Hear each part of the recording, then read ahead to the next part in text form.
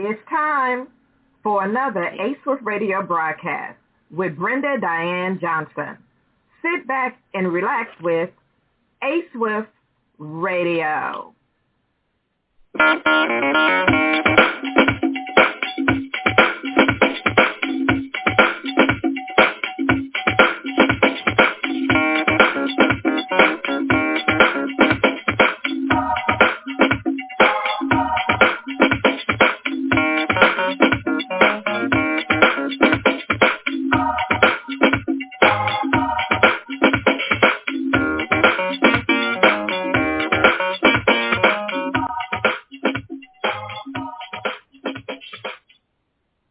Good afternoon and welcome to today's show, The Importance of Breath Awareness. This is Brenda Diann Johnson, your host here on ASWIFTT Radio. Today I am also joined by Heidi Thompson, who authored the book, Calm, Focus, Joy, The Power of Breath Awareness. Heidi is an artist, an author, and teacher who lives in Coldstream, British Columbia. She studied art in Europe, and when she returned home, she worked as a photographer, a publisher, writer, teacher, and fine artist. Heidi practices breath awareness, which is an ancient Vipassana meditation technique. She practiced this technique for more than 30 years. After experiencing many benefits, including better health, creativity, and happiness, she was inspired to help children. In 1996, she pioneered an attention development program called Mind Mastery and was one of the first to teach breath awareness to children in public schools in Canada. Heidi currently conducts breath awareness workshops and lectures and spends time painting and exhibiting internationally. Heidi Thompson, welcome to ASWIFTT Radio. Hello, Brenda. Nice to be with you. Thank you, Heidi. Okay, today on our show, we will discuss the practice of breath awareness and its benefits. We will also discuss where the practice of breath awareness came from and similar principles that come from the Holy Bible. My first question in this discussion is, why did you decide to write a book on breath awareness? And explain what breath awareness is, Heidi. Well, thank you, Brenda. I decided to write a book because I had a daughter who was 5, and I saw that she was going into school. And as she went into school, so this program I developed was over a few years, I saw that in school there was this great attention being poured on attention deficit disorder. This was in the 90s, and this became a big disorder. And I couldn't understand why children were being labeled attention deficit when, in fact, there were no programs available to them to actually develop their attention. So it would make sense to create a program that one could use in the schools, because I believe that's where children really get educated for life, to be able to show them that there are exercises you can do to develop your attention and, in fact, diminish that attention deficit that poor children are experiencing because of the world they live in and the diet they eat and what they're subject to. So that is why I thought I should write a book that schools could use to learn and then to teach their children. And at the time, I thought this was going to change the world. And then I did this for a few years and realized that actually there's a lot of problems in schools, and it's not that easy to help children with this program. But I continued, and I believe now all over the world they are using breath awareness in schools. There's a lot of programs. So it has developed since the 90s, and I'm really happy to see that. Thank you, Heidi, for that response. Also, one of the key issues in this book is the practice of meditation. According to dictionary.com, to meditate is to engage in thought or contemplation or reflect. Heidi, in your book on page 39, you stated that breath awareness requires you to stop thinking and start feeling. Can you explain that statement and how it is different from the definition of meditate? Okay, excellent question. Thank you. Everyone has a definition of meditation in their lives. They say my music is my meditation, my dishwashing is my meditation. Everyone finds something in their life that calms their mind and gives them a sense of peace and connection with something more spiritual. In breath awareness, it is actually more of a scientific approach to focusing the mind. And many practices, like in prayer or contemplation, you're actually thinking about something, maybe a person or a goodness or a quality, and you're focusing on something. In breath awareness, you actually focus only on a sensation, which is the reality happening on your body in that moment. As soon as you start contemplating and thinking about something else, which we do naturally, what happens is your attention immediately gets diverted from the sensation, wandering into this wonderful imaginary contemplation world. Both are important, but it's important for us to see the difference and be able to have the mastery to say, now I want to contemplate something or visualize something, and now I want to focus my attention on the reality happening in my body in the moment. Those are the differences. And the attention can, once you experience this, the attention is like a spotlight. It can only shine on one area at a time. So it's either focusing on the sensation, and sensation is not really feeling, it's more the tickling and itching and heat and pressure and pain that you're feeling in your body. And once you focus on that, you cannot think of anything. But once you start thinking of something else, you can't feel your sensation. So once you experience that, and children experience it quite quickly, that their mind can only be on one thing at a time, and it's up to our mastery to be able to choose where our mind wants to be when we want to be there, instead of just letting it go willy-nilly, wandering, jumping around. So this is the mastery of focusing on your sensations or focusing on your contemplation, your prayer, your visualization, or your job at hand. Thank you, Heidi, for that response. Heidi, also, can you explain the 4 parts of breath awareness that is listed in your book on page 38? And this is the 4 parts of the mind, how it works? Or yes, there's ma'am. Different parts of breath. Yeah. In our experience, it's important to see that what happens every moment of the day is a series of events. First of all, we recognize that we have eyes, ears, nose, skin. We have the ability to sense things, see things, smell things, touch things. And we also have the ability to imagine smells, sights, tastes. So we have almost a reality outside of ourselves that we can experience, and this imagined reality. Both are equally powerful.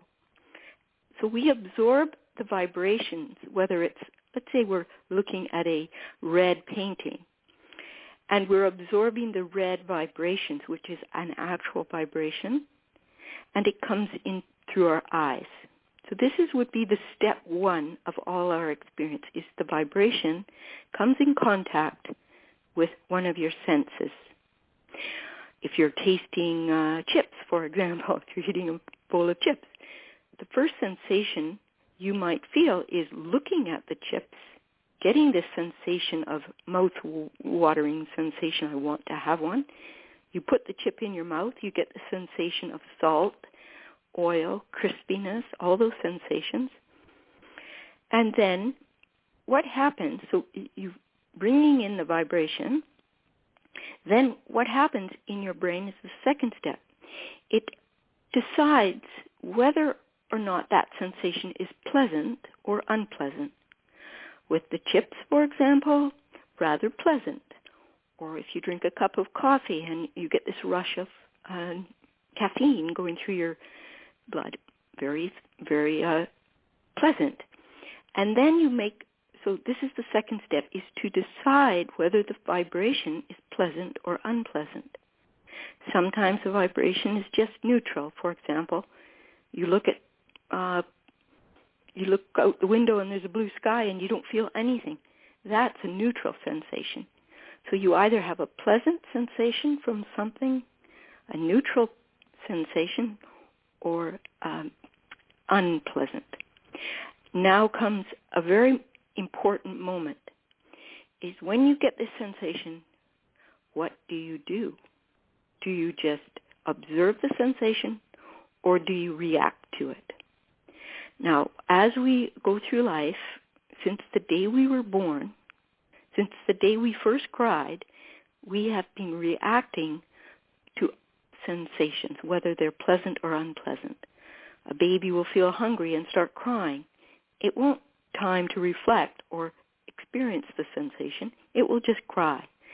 And all our life, we have become so accustomed to reacting before stopping and observing the sensation that we'll see something, like we'll see a person that makes us feel uncomfortable, and immediately we'll think, oh, we don't like this person because we don't feel good. But we don't realize we're just reacting to an unpleasant sensation in us. So the first step is the vibration coming into your senses. Second is feeling if it's good or bad or pleasant or unpleasant, reacting to it. And then the final is creating a memory of it. So let's say you had someone in your past say something nasty to you. You know, oh, you're kind of overweight, or, boy, what happened to your hair? It looks like a mess. Any kind of bad thing might have happened in the past. And then what you've done is maybe at the time reacted to that comment. You know, you hear it, it doesn't feel good. You react to it in a way that, I don't like this sensation, and then it becomes your memory. So every time you see that person, poor person, you actually don't like them because you're continually reacting to an old conditioned memory So what breath awareness does, well, I'll leave it at that. So those are the 4 steps that happen with every experience. It could be happening right this very minute. You're hearing my voice. The vibrations are coming in. You're wondering, how do I feel about this person? And then you create a reaction, and then the reaction becomes a memory. So, and we go through life since we were born this way. Thank you, Heidi, for that explanation. Also, Heidi, in your book on page 39, you talk about the requirements for practicing breath awareness, which is to sit still for 5 to 10 minutes and focus your attention on your breath. You sit cross-legged and in a kneeling position with your hands folded in your lap with your eyes closed. This requirement reminds me of what people do when they engage in praying to God. They take the position of kneeling, putting their hands together and bowing their heads with their eyes closed when they go before God in prayer. Heidi, what is your perspective on the similarities of meditation and prayer in different groups or religions? The meditation and prayer in regards to breath awareness, the difference? Yes. Okay. There's a lot of similarities because you're quietly going inside yourself. You're experiencing what you experience. I think when you pray and you put your trust in God or in a higher power, you can almost go through the pain peacefully because somehow you trust what's going on. So I think prayer and breath awareness are very similar because they will lead to a more peaceful state of mind, a more loving state of mind, and a self-accepting state of mind. So they're very similar. And what I discovered on one of my courses that I went on was an absolute similarity to the whole vision of Jesus on the cross, which surprised me. But I realized that if you think about when you're sitting there watching your breath, you're going to experience a lot of negative sensations. It's going to be very painful for a while. You get irritated, you get angry, your legs hurt. So you go through a lot of unpleasant sensations. And then using the technique, you just observe those sensations. You don't get up and run away, or you don't condemn the technique. You just observe the sensations. And this is where the similarity happens, is when you observe sensations without reacting, they come, they get very intense, and then if you stay calm and you don't react and you stay focused, those sensations will eventually dissolve, because all things manifest, become sort of like hard things, and then they dissolve. This is just the natural way nature works. So I have thought about Jesus on the cross and thought, there he is experiencing extreme pain inflicted on him. It must have been torturous, the pain he was experiencing. But what did he do? He stayed very calm. He focused on God, and he focused on love, and he focused on forgiveness and gratefulness. And even though he was experiencing the physical pain, the fact that he stayed calm was almost the same thing that happens when you do breath awareness. You stay calm, and then suddenly something else happens in you, and you become, all that old stuff sort of dissolves and become peaceful and loving. So I see that symbolic, or the whole idea of sacrifice or crucifixion and the physical pain being a vehicle to a higher experience, to a more peaceful and loving and godly experience. And that's where I see a similarity between practicing something as simple as breath awareness and what Jesus may have gone through, transcending the physical pain.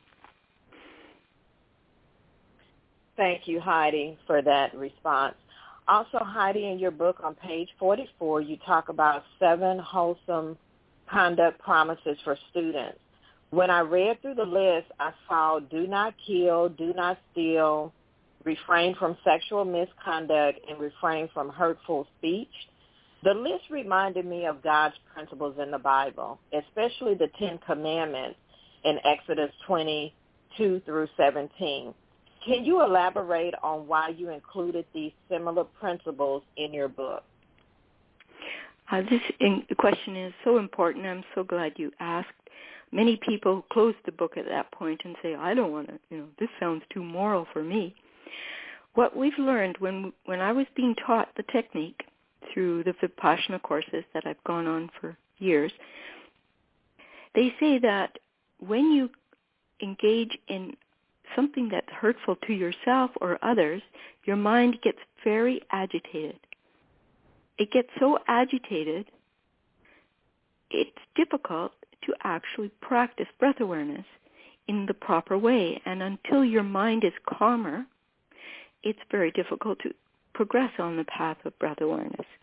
So when you go to one of these 10-day courses, you promise that you will not do any of those things. You will not steal the soap from your neighboring student. You will not speak harm, because they don't allow you to speak, so they help you with that one. At the course, it's silent. They say do not engage in sexual misconduct, which would be not saying there's no sex. It's just sex that hurts someone. And once you experience 10 days with refraining from all these sometimes normal actions, like like you're not allowed to smoke, which would be actually harming yourself. You're not allowed to take drugs. You're not allowed to do all these things. You realize after 10 days, wow, I really got deep into my breath awareness and my sensation awareness, and I really experienced amazing things, and I feel so good. And then you think, well, gee, why am I always doing all those other things in my daily life that actually make my mind go crazy and wild, and I can't focus? So it really helps. Ever since I started taking the courses, they ask you at the course to refrain from drinking alcohol. And people get kind of upset. They might not even go to the course because, oh, that's not very nice. But what I found is as soon as you engage in something like drinking alcohol, smoking, taking drugs, any kind of stimulation, you're actually rolling and creating this habit. You get sort of addicted to these things, and this addiction keeps you from developing mind mastery. So by refraining from all those things, it's not just to help your neighbor focus better at a course or in your daily life. It's to help your mind be calmer and be able to progress on this path, which has so many benefits that once you feel the peace and the happiness and the joy, you think, oh, was that ever worth it to refrain from those harmful habits that hurt people and hurt myself. So they do, and we do introduce that with the children, and children are very open to that idea. Like, they don't want to hurt themselves or others. They're very actually developed. These little children have such beautiful hearts, and they want to do good. And in the courses, the children were always writing in their journal after, and the things they wrote were, I want my parents to stop fighting, or I want my dad to stop drinking, or I want to save the world and save the forest and animals. They became so loving, and then they understood that these actions that we do often, without even knowing it, do not help us grow deeply. That is why that's included, and it's a very important part of the technique. Thank you, Heidi, for that response. I also want to add that Proverbs 9 and 10 in the Bible says, the fear of the Lord is the beginning of wisdom, and knowledge of the Holy One is understanding. Also, Heidi, I also want to go over as well in your book on page, I think you wrote it on page 41, it says, can you explain the mind mastery, what mind mastery is? And also, can you elaborate on why you included the story of wild elephants of the jungle on page 41? I've included a few stories. This one, the wild elephants, is trying to, in a fun way for children, show that if, let's say, there's a community and every year they are overrun by these wild elephants, and the wild elephants destroy their crops, and they become the enemy of the people because they're constantly destroying things. So in the story, the little boy goes out and finds a young elephant and trains it, and then comes back to the village after realizing that a trained elephant is very useful. And of course, the people in the village see the usefulness of an elephant that's trained to have a better life. And our minds are exactly, like everyone will admit this, they are like wild elephants, and they can destroy everything. Like, you can wake up and you'll start getting mad at your partner and destroy the whole day, or you might hit someone and then destroy their lives. Or, like, we have so much power in our mind, but if it's out of control, we do so much damage. So the idea of realizing that your mind is this powerful elephant, and if you train it, it can then become so useful. And that's the story to illustrate basically using focus exercise to train the mind to make it really strong so you can do great things. Thank you, Heidi, for that information. My last question, Heidi, is in your book on page 30, can you explain the quote? It says, first become a light, then you will be a North Star for others. Can you elaborate on this quote? Oh, thank you. Oh, beautiful. It comes from the final words that Buddha spoke before he died. He was dying, and his disciples were, what am I going to do without you? I need you. And his final words were, be a light unto thyself. And what that means is when you become the light through purifying your mind through this technique where you get rid of all those old harmful habits, and you don't react negatively to things. You're very calm, and you can get through these ups and downs in life with a balanced mind. And you start shining, because that's what you start doing. You start shining when you're in a crowd of people and you're very calm and peaceful. There's something about your aura affects others, and they start feeling more calm and peaceful. So by becoming that star, that light, that peace, that joy, others, and they will be inspired by you. They may ask you, oh, how do you do that? What do you do? So it's becoming a light unto thyself. And maybe it's very similar to when we follow a path, a religious path, where we have this beautiful person or being that is a light, like Jesus. We want to be like Jesus. And Jesus said it too, right? Know thyself. And when you know thyself, you become wise and you become a light. And people, just your presence will benefit people. You will be a healthy light walking through the crowd. Thank you, Heidi, for that inspiration. Heidi, did you have any last-minute words that you want to share with our audience, and can you give your contact information for those who want to contact you? Thank you, Brenda. First, I just researched where my book is available because I don't really do much book marketing. I noticed that Indigo Books has it for the right price. Other places it's ridiculous. The book is also online. You can download it, I think, for very little. And the book is more of a path. It's something you start maybe 1 week. It's just the first chapter, and you do that maybe for a couple of weeks, and then the second. So it's a progressive do book. It's not really one to read. You just kind of have to do it to experience it.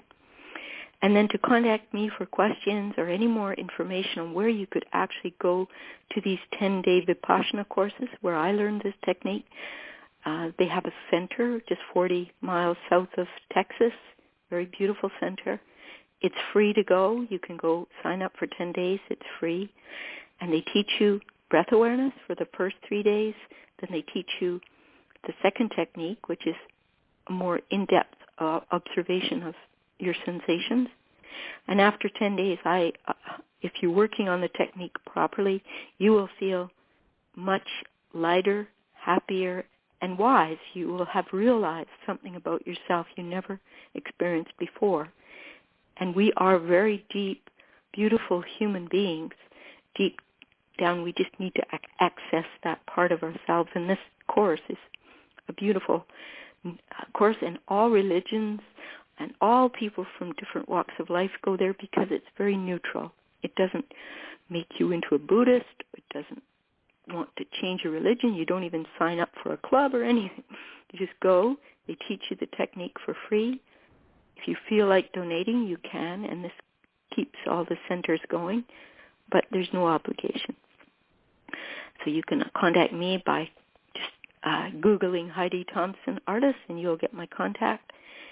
And that's pretty much it. And so I really hope that this inspires people to know there is a way to calm your mind and get through your stress, and you can use this technique to really manage your life, because life is stressful, and it's It's not going to change, but to get through it calmly and survive it, that's the goal. And to be a blessing to others is a beautiful thing. Thank you, Heidi, for that response. Our show has now come to a close. I hope that you enjoyed listening and gained knowledge while listening to the importance of breath awareness. Continue to check www.blogtalkradio.com/ASWIFTT for upcoming shows, or you can email us direct at aswiftradionews@yahoo.com to give us your feedback on the show. Thank you again for tuning in and listening, and always remember Psalms 119:105. Thy word is a lamp unto my feet and a light unto my path. This is Brenda Diann Johnson here on ASWIFTT Radio.